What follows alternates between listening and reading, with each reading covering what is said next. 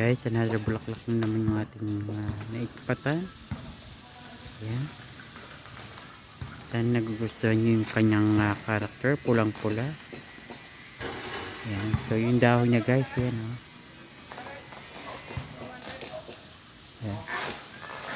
Tapos ayan, ayan. So nakakatagal sila sa init. Actually nakabilad sila guys. So, yung bulaklak. Ayan. So yung iba nalalanta na guys.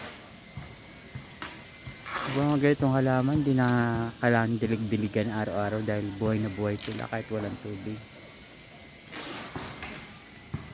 Siguro may time na maglalagas din yung mga dahon niya, yung mga bulaklak niya, start na siya mabulaklak. Ayan guys, oh.